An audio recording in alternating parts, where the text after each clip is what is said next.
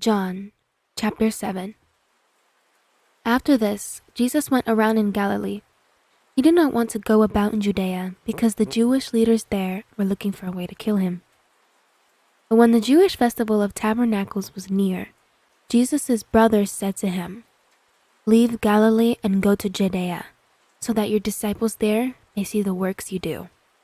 No one who wants to become a public figure acts in secret. Since you are doing these things, show yourself to the world." For even his brothers did not believe in him. Therefore Jesus told them, "My time is not yet here. For you, any time will do. The world cannot hate you, but it hates me because I testify that its works are evil. You go to the festival. I am not going up to this festival, because my time has not yet fully come." After he said this, he stayed in Galilee. However, after his brothers had left for the festival, he went also, not publicly, but in secret. Now at the festival, the Jewish leaders were watching for Jesus and asking, "Where is he?" Among the crowds, there was widespread whispering about him. Some said, "He is a good man." Others replied, "No, he deceives the people." No one would say anything publicly about him for fear of the leaders. Not until halfway through the festival did Jesus go up to the temple courts and begin to teach. The Jews there were amazed and asked, "How did this man get such learning without having been taught?" Jesus answered, "My teaching is not my own. It comes from the one who sent me. Anyone who chooses to do the will of God will find out whether my teaching comes from God or whether I speak on my own. Whoever speaks on their own does so to gain personal glory. But he who seeks the glory of the one who sent him is a man of truth. There is nothing false about him. Has not Moses given you the law?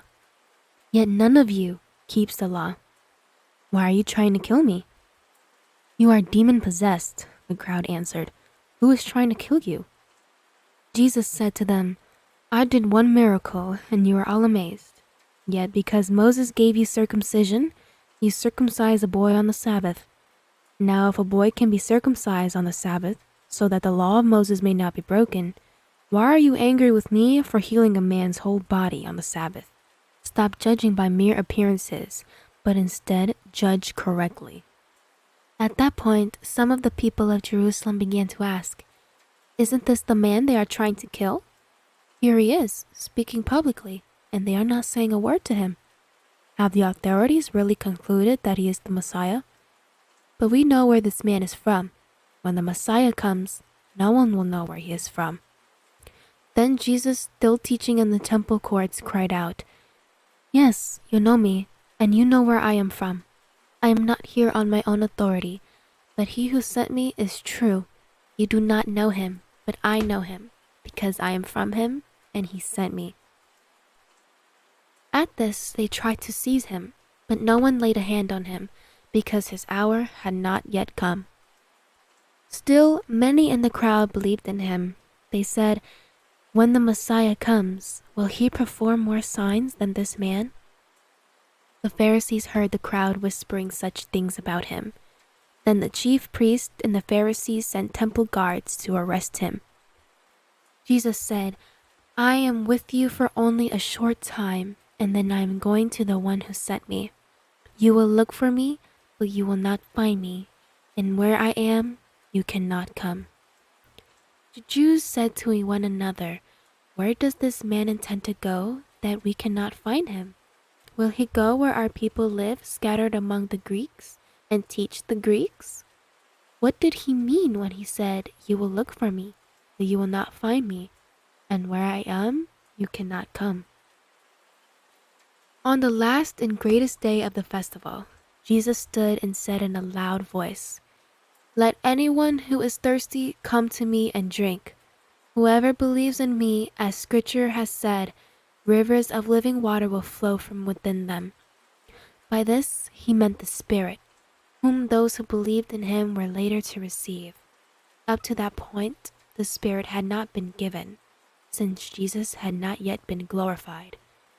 On hearing his words, some of the people said, "Surely this man is the prophet." Others said, "He is the Messiah." Still others asked, "How can the Messiah come from Galilee?